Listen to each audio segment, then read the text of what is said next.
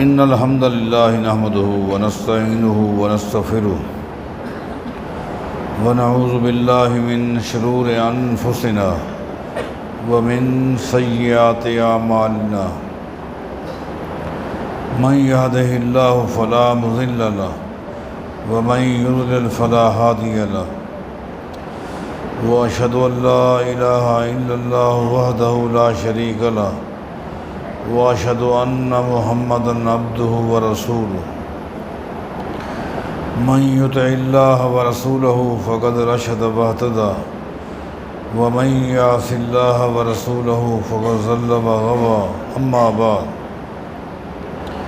فإن خير الحديث كتاب الله وخير الهدي هدي محمد صلى الله عليه وسلم وشر الأمور محدثاتها وكل محدثة بدعة وكل بدعة ضلالة وكل ضلالة في النار أعوذ بالله من الشيطان الرجيم بسم الله الرحمن الرحيم وقرن في بيوتكن ولا تبرجن تبرج الجاهلية الأولى وأقمنا الصلاة وآتينا الزكاة وأطعنا الله ورسوله إنما يريد الله ليذهب عنكم الرجس أهل البيت ويطهركم تطهيرا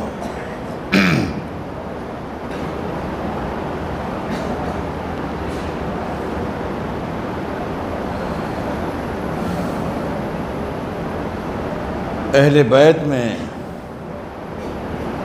جہاں کائنات کے امام محمد الرسول اللہ صلی اللہ علیہ وسلم کی اولاد شامل ہے، جہاں بنو ہاشم کے گھرانے شامل ہیں، وہاں کائنات کے امام محمد الرسول اللہ صلی اللہ علیہ وسلم کی ازواج مطہرات بھی شامل ہیں۔ اور ویسے بھی اس بات کو نہ نقل مانتی ہے نہ عقل مانتی ہے کہ کسی خاتون کی اولاد کو اس کے خامند کے اہل بیت میں شامل کیا جائے، اور اولاد کی ماں جو ہے اس کو اہل بیت میں شامل نہ کیا جائے، بلکہ ماں جو ہے، جو اہل بیت گھر والے کی بیوی ہے، وہ اصل ہے، اصلاً اہل بیت میں ہے، اس کی اولاد طبعاً اہل بیت میں ہے۔ لہٰذا پہلے بھی کئی مرتبہ تفصیل کے ساتھ بتا چکا ہوں کہ ازواج مطہرات امہات المومنین رضوان اللہ علیہن اجمعین یہ بھی اہل بیت میں ہیں۔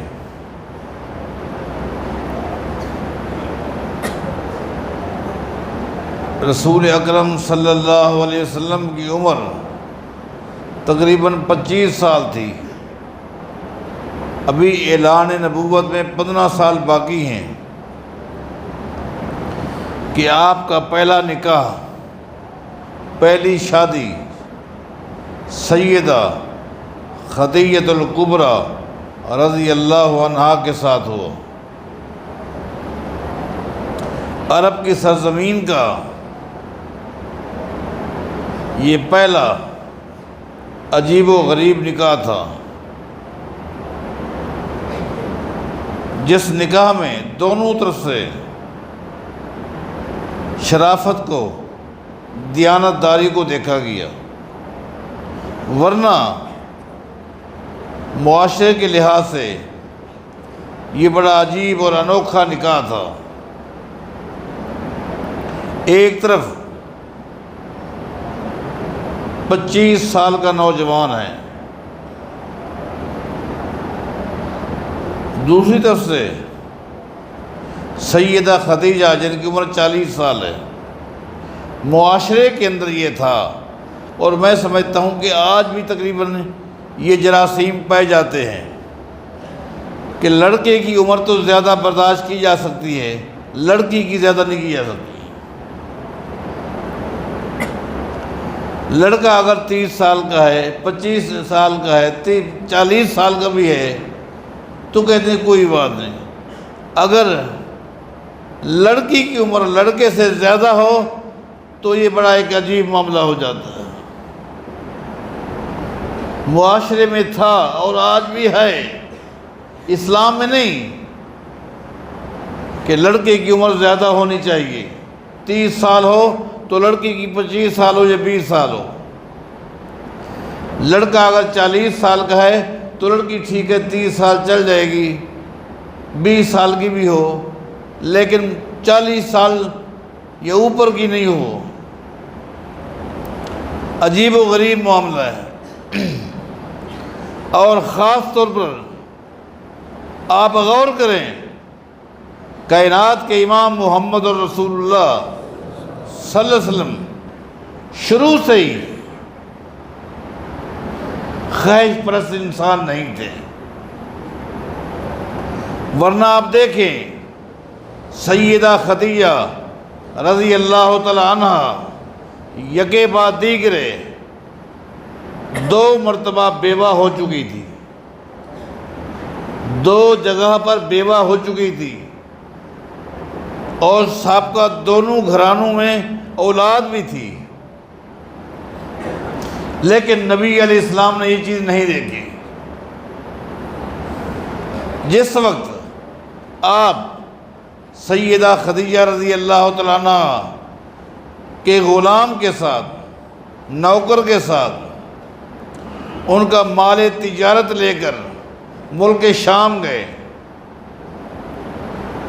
واپس آئے، اور میسرہ نے سیدہ خدیجہ کو بتایا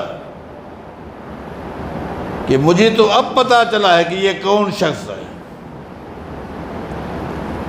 ابھی نبوت کا اعلان نہیں ہوا، ابھی تو آپ کی عمر تقریباً 25 سال ہے۔ سیدہ خدیجہ نے پوچھا کیا ہوا؟ میسرہ کہنے لگا خدیجہ پورے سفر میں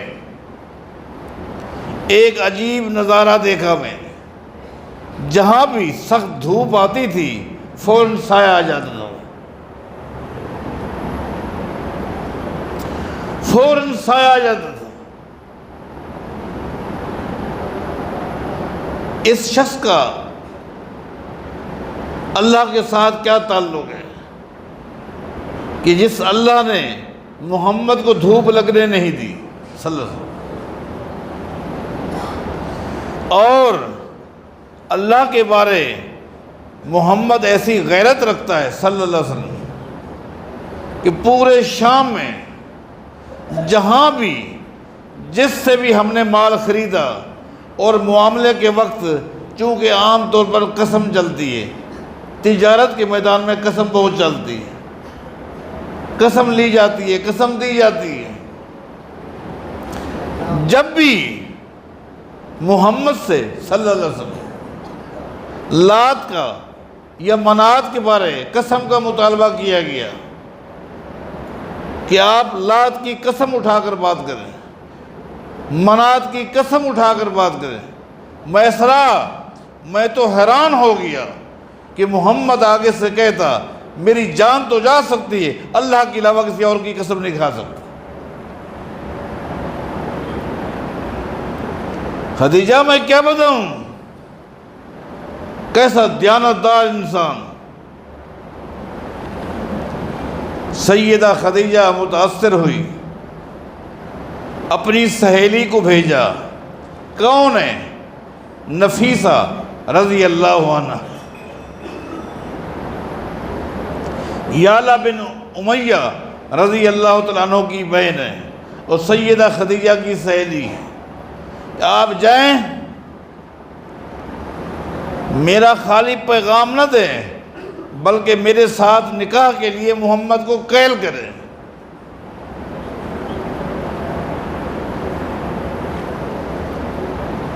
جس طرح میسرہ نے سیدہ خدیجہ کے سامنے محمد مصطفیٰ کی سیرت کو پیش کیا، اسی طرح نفیسہ نے آ کر نبی علیہ السلام کے سامنے سیدہ خدیجہ کی سیرت کو پیش کیا، اور یہی چیز نکاح کا سبب بن گئی۔ میں حیران ہوتا ہوں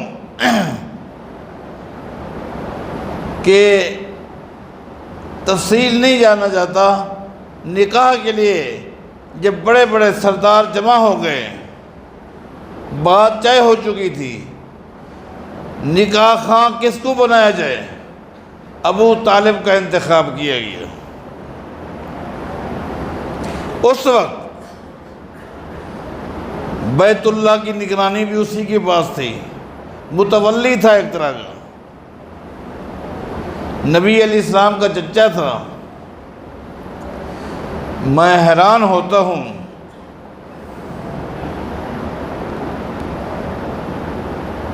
اللہ کی قدرت پر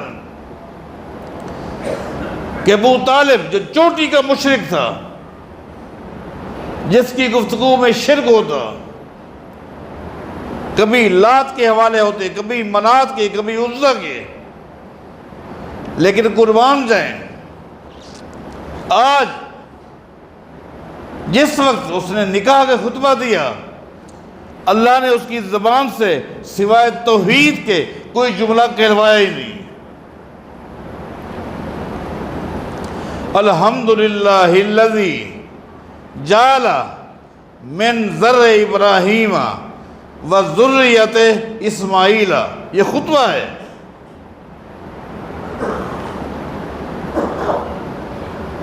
وَجَعَلَنَا حَضَنَةَ بَيْتِهِ وَجَعَلَنَا حُكَّامًا عَلَى النَّاسِ۔ ابو طالب کہتے ہیں، لوگو میں اس اللہ کی تعریف کیوں نہ کروں جو ہر وقت کبھی لات کی تعریف کرتا تھا، کبھی منات کی، کبھی عزا کی۔ آج کیا کہتے ہیں لوگو میں اس اللہ کی تعریف کیوں نہ کروں جس اللہ نے ابراہیم علیہ السلام کی، جو کہ جد الانبیاء تھا، ابراہیم کی اولاد میں جس نے ہمیں بنایا، جس اللہ نے اسماعیل کی لڑی سے ہمیں پرو دیا، جس اللہ نے ہمیں بیت اللہ کا متولی بنایا، لوگو میں اس اللہ کی تعریف کیوں نہ کروں؟ بتاؤ، توحید کی کلمات کیوں؟ نکاح کس کا ہو رہا ہے؟ جس ہستی پر اللہ نے نبوت کو ختم کرنا تھا، اس اللہ کی میں تعریف کیوں نہ کروں جس اللہ نے دنیا میں رہنے والے ہر انسان کے دل میں ہمارے خاندان کی، ہمارے گھرانے کی محبت ڈال دی۔ اس لیے دنیا کے کونے کونے سے لوگ آتے ہیں، دور جاہلیت میں بھی تھا، حج کے لیے آتے، عمرے کے لیے آتے، طواف کے لیے آتے، ہماری عزت کرتے ہیں۔ تو یہ اللہ کا نظام ہے، اللہ کی شان ہے۔ بہرحال یہ بات دوسری طرف چلی جائے گی۔ بتا رہا تھا امہات المومنین نے، پہلی ام المومنین سیدہ خدیجہ الکبریٰ ہے رضی اللہ عنہ، جس کے لیے بڑی سعادتیں ہیں، بڑی بشارتیں ہیں، اور جس کی بڑی قربانیاں ہیں۔ سمجھ نہیں آتی مجھے میں کس پہلو کو لے کے چلوں اور ام المومنین سیدہ خدیجہ کی سیرت کو آپ بھائیوں اور بہنوں کے سامنے پیش کروں۔ عرب کی سرزمین میں مالدار لوگوں میں سے ایک سیدہ خدیجہ تھی۔ پہلی قربانی نکاح کے بعد اپنی پوری جائیداد محمد مصطفیٰ کے حوالے کر دی۔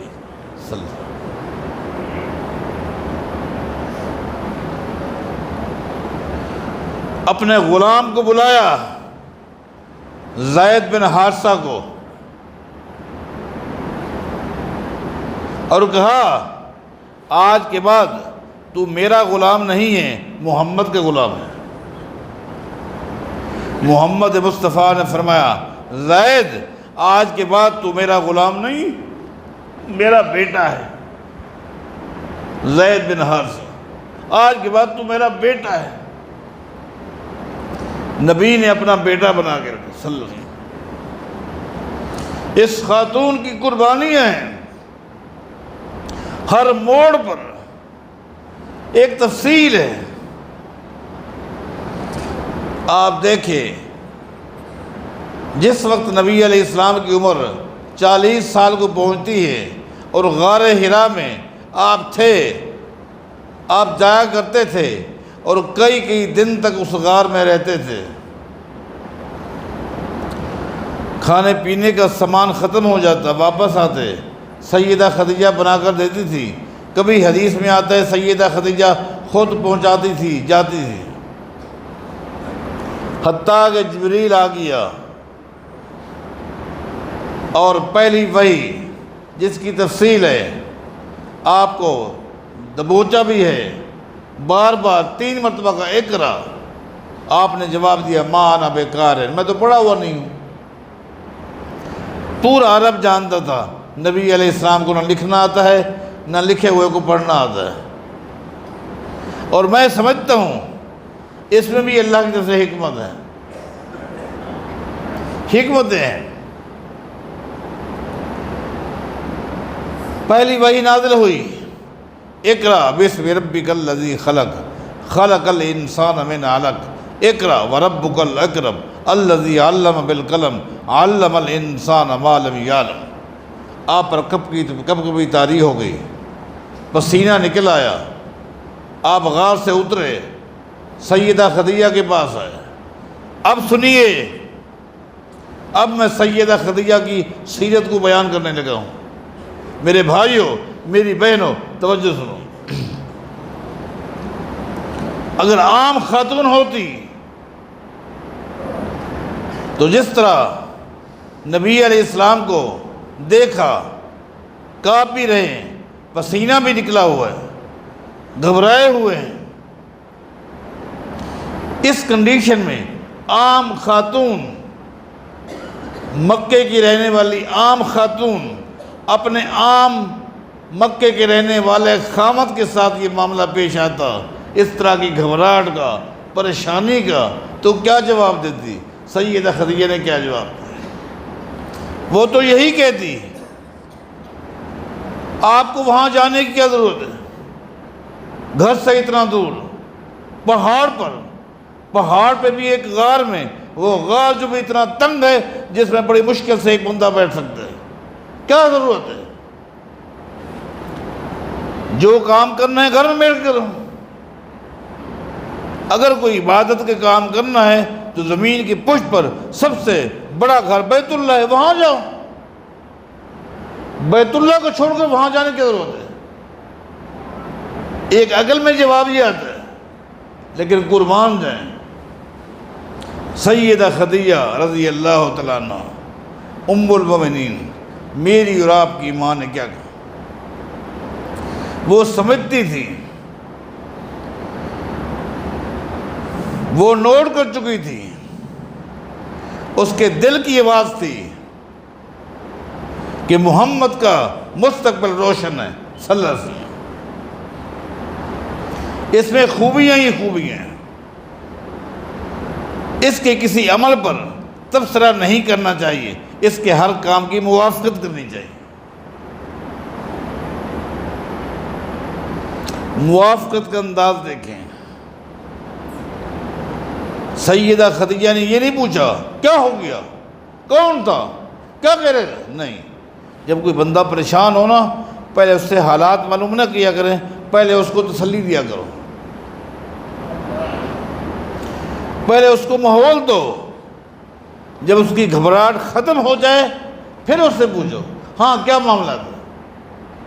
ایک تو پہلے بندہ پریشان ہو اور پھر اس کی سٹوری معلوم کرنے لگ جائیں۔ یہ خوبی تھی کس میں؟ سیدہ خدیجہ میں رضی اللہ عنہ۔ کیا فرماتی ہیں؟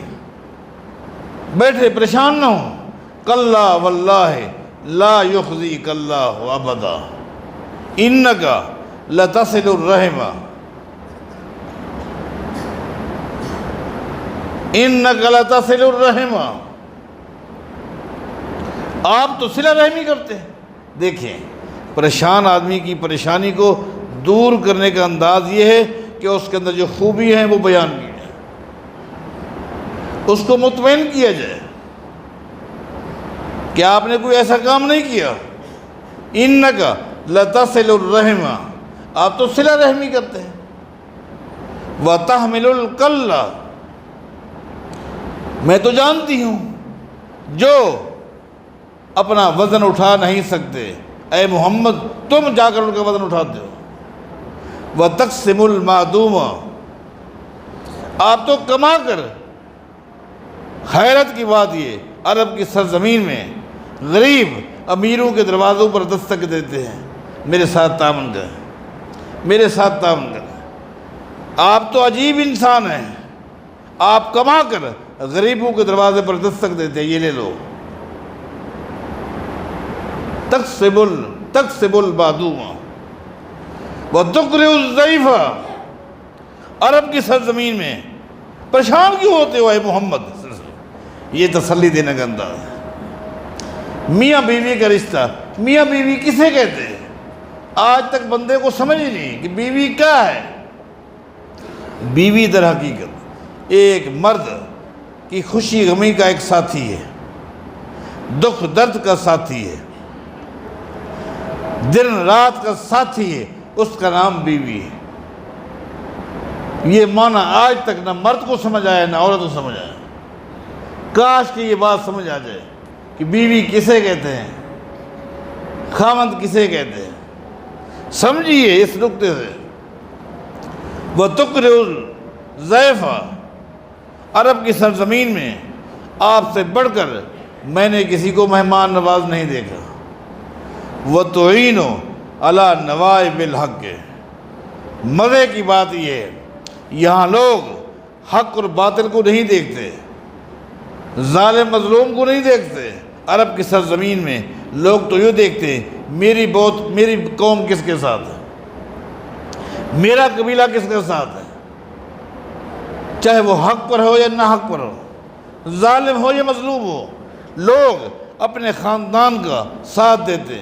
عرب کی سرزمین میں اے محمد تم اکیلے شخص ہو، تم قوم برادری کو نہیں دیکھتے، حق کو دیکھتے ہو، حق کا ساتھ دیکھتے ہو۔ وتعین علی نوائب الحق، حق جس طرف ہو تم وہاں جاتے ہو، تم کیوں پریشان ہوتے ہو؟ ایسے انسان کو کیا اللہ کبھی پریشان کرے گا؟ ایسا ہو ہی نہیں سکتا۔ اس بات کو ہم انشاءاللہ آگے چلاتے رہیں گے۔